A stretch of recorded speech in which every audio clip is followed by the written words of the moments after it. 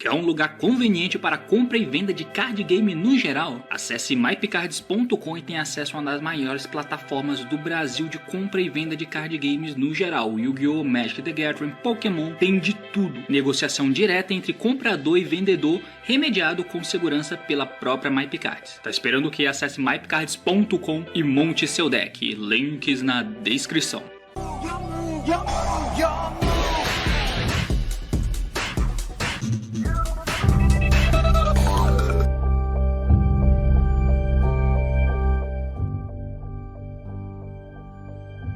Fala aí galera, eu sou o T e você acredita agora que estamos em um Tier 0? Talvez ainda não, ainda tem ATU de Tier 0 nesse formato. E hoje eu quero falar sobre, finalmente, né, uma parada que eu disse que eu ia falar aí há uns dias atrás, eu quero falar sobre o formato atual em como ele está, num formato de, pasmem, Tier 0. Não é segredo pra ninguém onde o deck dominante do formato é o Snake Eye, né? O Snake Eye é o deck dominante no formato, seja ele com a mini engrenagem de Fire King ou ele como sendo uma vertente pura, e é isso que tá dinamizando o formato. Tudo é feito em volta das interações com esse deck, não só de outros decks para com eles, para tentar jogar o formato em que você não tá ali no eixo de fogo, mas também nas várias mirrors que você vai enfrentar. Hoje eu quero falar sobre esse formato Tier 0 aqui, que tá rolando atualmente. Eu já tenho vários vídeos falando sobre questões gerais de um formato Tier 0, por exemplo, esse vídeo aqui em cima, onde eu falo sobre como um formato Tier 0 é ruim para a comunidade no geral. Dá uma olhada nesse vídeo aí em cima, que eu fiz na época do formato do Tiara, né? E sim, sabemos que para o formato, para o âmbito geral do Yu-Gi-Oh!, para os jogadores casuais, digamos assim, ou nem que seja a pessoa que tá entrando no competitivo agora, ou que nem é tão tryhard, mas só curte o jogo mesmo, quer jogar com o deck ali, o formato Tier 0 é ruim, no sentido em que ele te impõe que você precisa usar um determinado deck para você poder, de fato, ter uma maior chance de ter bons resultados. É claro que mesmo no formato do Tier 0, do Tiara Laments, por exemplo, tinha alguns decks ali topando, geralmente era dentro de um Flounder Easy, por exemplo, um Exo Sisters, porque tinha um certo encaixe de matchup e tech card, mas tinha que dar tudo certo.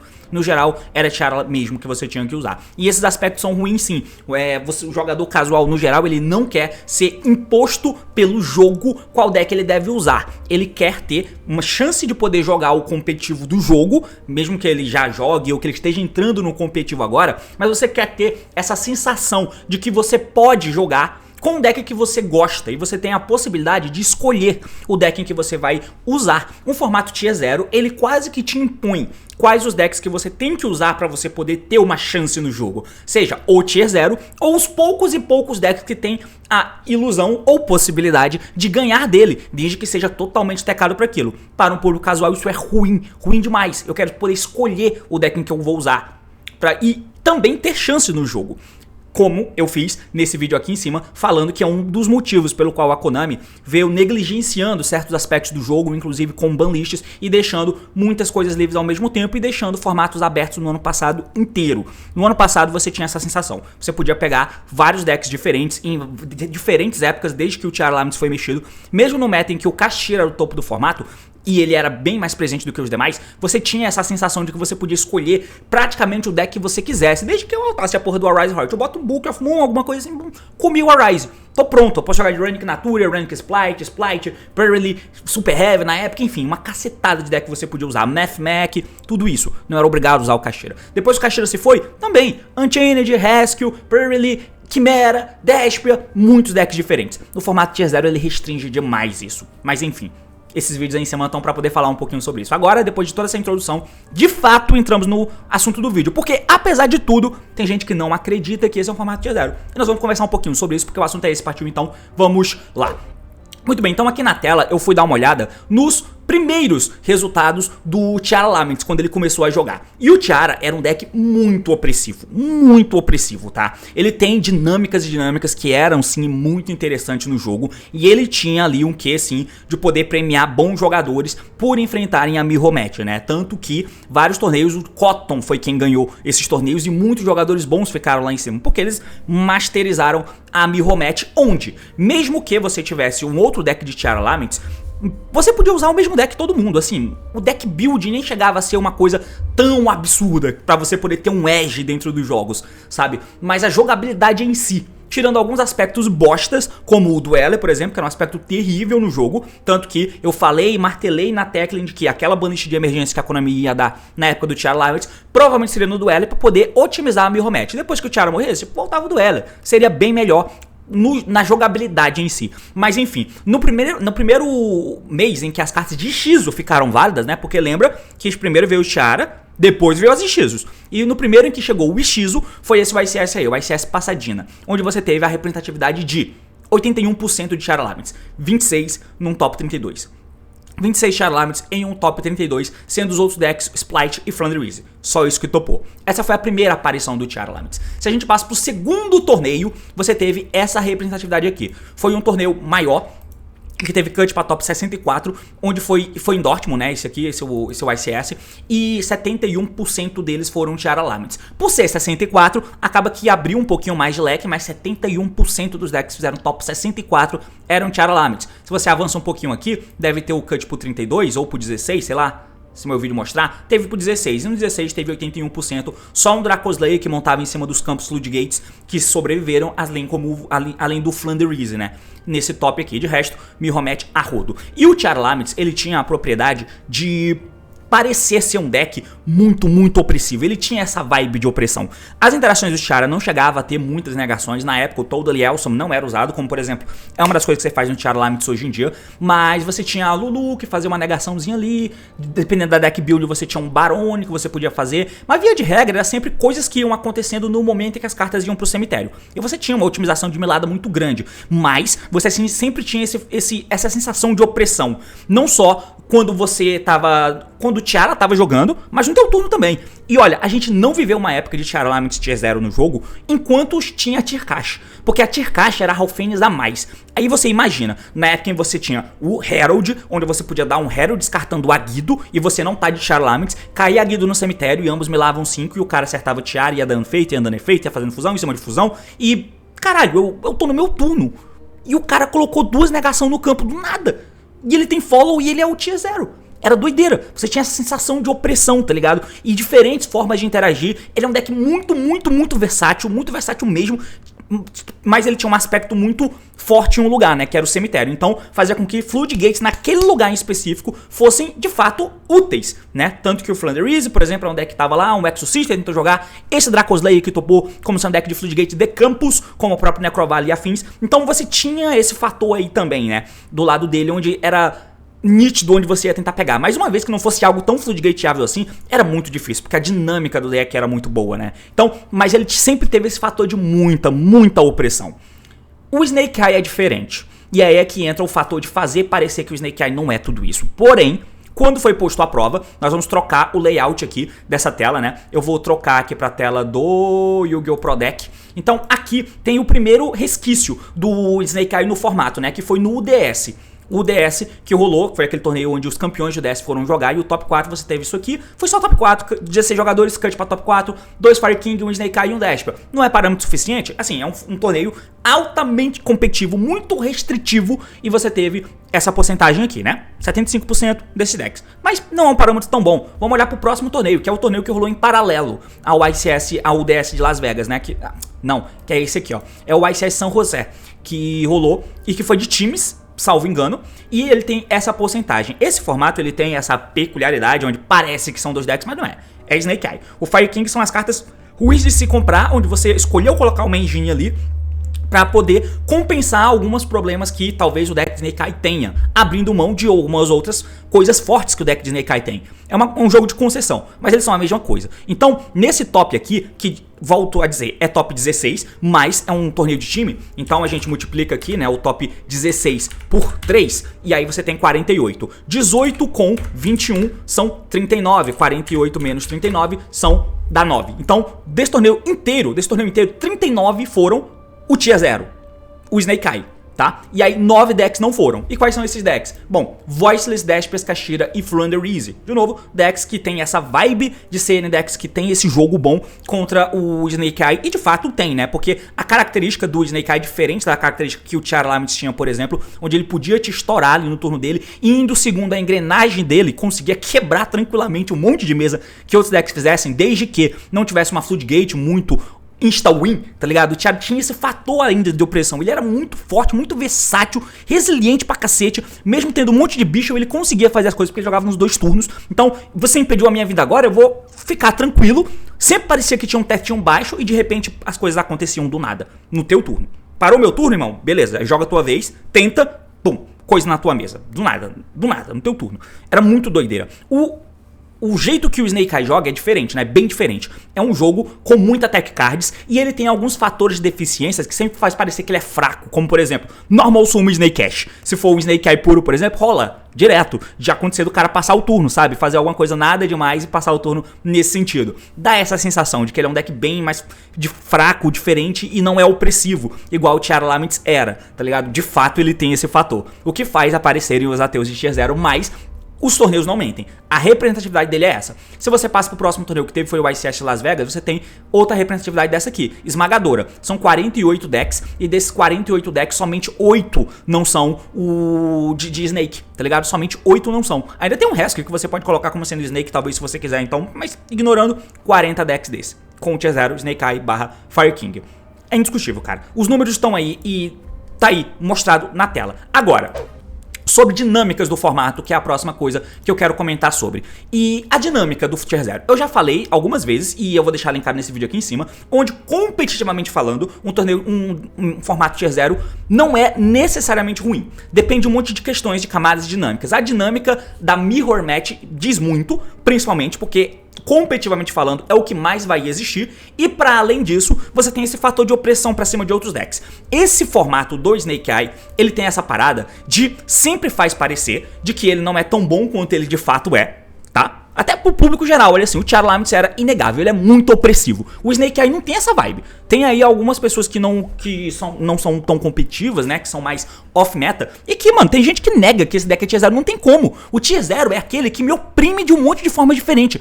Tem como eu ganhar do Snake Eye? Pô, toda hora. Tem como. Eu jogo com um deck que não é Snake Eye, eu tô ganhando a ranqueada do DB. Então, esse deck passa essa vibe, sabe? Ele passa muito essa vibe. Tem um monte de coisinhas ali entre os decks, por exemplo. Os decks que estão tentando jogar contra ele, principalmente, tendem a rondar ali entre o Voiceless, o Kastira, principalmente esse, né? Um Desper da vida. Nesses dois aqui, por exemplo, você tem um monte de aspecto diferente assim, saca? Por exemplo, na Mirror Match você tem um monte de camadas, um monte de implicações, de dinâmicas que fazem o jogo andar. Então você fica preocupadaço com algumas coisas, como por exemplo, é um formato de hand traps e em volta desses decks cabe muita tech neles. Então tem muita hand trap que você vai dando no oponente. Se o deck for mais puro, como o Snake Eye, ele tende a ter um teto mais baixo, a ter camadas de jogada a menos. Por isso que muita gente tenta compensar de alguma forma, como por exemplo Parallel Exceed, usando aquele Exceedzinho que busca um pyro do deck, por exemplo, tendo essa diferença, ou até metendo Fire King, tirando um pouco de tech, mas ainda tem muita e muita tech. E essas techs geralmente tendem a ser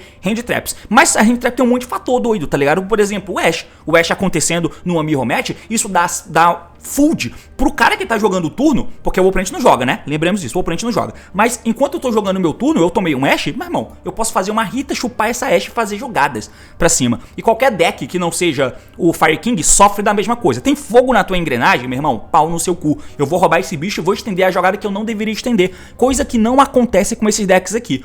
No deck dele não tem monstros darks, então não dá pra fazer a Rita preta, chupar esse bicho pra estender pra cima de uma princesa, por exemplo. E os monstros são tudo de atributos que não são fogo. Com a exceção desse deck tem o Rise Heart, mas ele tende a ser banido em vários momentos. Então você ainda tem esse aspecto de complexidade, né? De como esses decks encaixam. Mas, jogando com eles, mesmo sem o fator Floodgate, mano, você tem sensação de partidas ganhas. E não só eles, tá? Não só eles. Eu fiz um vídeo aqui de 0 a 10... comentando sobre a tier list do formato, bem no comecinho, que eu vou deixar aqui em cima pra você acompanhar caso você queira, e a gente listou lá alguns decks que tem dinâmicas que potencialmente podem ser interessantes no formato, né? Claro que passou um tempo de lá pra cá, alguns conceitos mudaram, mas dá pra ver lá que as decks ali de 6 pra cima tem chances, você consegue sentir chance de ganhar jogos tranquilamente, coisa que você não sentia com o Tiara Laments, tá? Um fator Floodgate ou algo do tipo. E o fator trocação de hand trap, que é o que geralmente tende a acontecer na Mirror Match, o Snake Ash tomou um Veiler, meu irmão. o unicórnio tomou ovelha. Foda-se, tá ligado? Não foda-se, eu não vou continuar a play inteira. Mas, nessa guerra de hand trap que pode vir a acontecer, o unicórnio tá lá, o Fenrir tá lá, eles são grandes, eles dão efeito de novo, eles batem, eles são maus. O Snake Eye não, eles são pequenininhos. Então tem esses fatores aí, saca? E tudo isso tenta dar essa dinâmica, essa dimensão de que é ganhável, mas a longo prazo o deck é muito sólido. E ele tem fatores de jogabilidade. E aí é que eu entro na parada do Tier 0, não ser sempre ruim. Dependendo de como seja a dinâmica da Mirror Match e a dinâmica de outros decks para com ele, por exemplo. A dinâmica da Mirror Match não é ruim, cara. É uma dinâmica interessante, tá? Do Tiara Laments, por exemplo, a gente tinha uma sensação de uma Mirror que também era legal. Tinha um fator que quebrava, que era o Dweller, por exemplo. Quebrava demais. E tinha o Dweller prejudicava muita coisa pra quem começava, né? Desequilibrava pra quem começava. Sem o Dweller, seria um formato muito bom. No sentido competitivo, no sentido de jogabilidade. Vai você e teu amiguinho, ambos com o mesmo deck de Tiara Laments, por exemplo. Ambos tem bicho pra todo lado, vai comendo a interação do oponente. Mano, joga. 10 partidas pra você ver. Tem um monte de micro interação que você tem que ficar fazendo ali. O Dweller prejudicava isso. Nesse deck aqui, não tem. E pra fora disso, no deck em si, não tem uma coisa que os outros decks conseguem mirar tão bem. Tem o Shifter? Tem o DDG quando você começa? Talvez tenha. Tem o Summon Limit? Tem. Mas nada disso tem um impacto tão grande de como o impacto que as cartas tinham jogando contra o Tiara, por exemplo, porque ele não tem algo muito claro de onde você vai acertar. Talvez o deck Lockdown seja a carta mais roubada nesse sentido contra esse deck. Então, porque ele tem todas essas questões de dinâmicas, são coisas diferentes que acontecem durante o jogo. E as interações que ele faz tendem a não ser interações de negação. Salvo o caso onde os caras jogam com Snake Eye Pure e usam Jet pra fazer Barone e Savage, por exemplo. Geralmente não é o que acontece. As interações são como as interações que eu fiz nesse vídeo aqui em cima, falando sobre a dinâmica de interações, né? Porque é sempre frustrante quando você joga e joga um deck com teto alto, um deck forte que põe um monte de negação no campo, Infernable, Manadium, mais pra trás você tinha outros decks que tinham outros tipos de opressão, um Arise Heart, que é um Floodgate. Esse tipo de coisa, ele te dá uma raiva quando você joga, sabe? Agora, interações onde o cara faz uma IP, faz uma Leonite, leva uma carta tua, que o cara dá pra você no cemitério que mata uma carta tua, que o cara tem um Kirin que pode matar uma carta tua, que o cara tem a interação do Flamebag pra poder fazer um corno no oponente. Enfim, esse tipo de coisa, isso tira a sensação de que você tá sendo muito oprimido. Tira essa sensação, tá ligado? E na Mirror Match tem um monte de dinâmicas que fazem com que o jogo seja exatamente isso. Dinâmico. É um jogo bom. E o jogo tende a grindar. Porque tem muitas coisas acontecendo ao mesmo tempo. Muitos efeitos a serem gerenciados. Isso tende a premiar jogadores bons. Porque nem tudo vai acontecer no começo, no early game. As coisas podem acontecer no mid se o jogo atritar. E aí cabe ao gerenciamento de recursos e decisões que você tomou lá atrás causam um impacto na frente, sabe? E isso filtra bons jogadores, sabe? Filtra. Uma Mirror Match boa de Tier 0, um formato Tier 0 na verdade que não é ruim, é um Tier 0 onde o jogo da Mirror é bom, dinâmico, e não tem esse fator de comecei e ganhei porque sim. O deck tem essas questões de techs, de hand trap, e já estamos migrando para um pensamento em que talvez nem seja tão melhor assim a abordagem de hand trap. Eu sei que eu continuo achando que é bom, mas esses fatores da hand trap servirem de food no cemitério para as Ritas é muito zoado. E como o deck tem essa dinâmica das formas que ele interage, tem esses fatores de que você pode usar hand trap de cemitério. Crow Belly, por exemplo, um Nibiru a depender, pode usar uns Drops, Forbidden Cálice, esse tipo de coisa. Não aquelas cartas Going Second Blowout. São essas cartas que têm valor First Second. Icon, por exemplo, sabe? Um Forbidden Chalice, esse tipo de carta, um Book, talvez.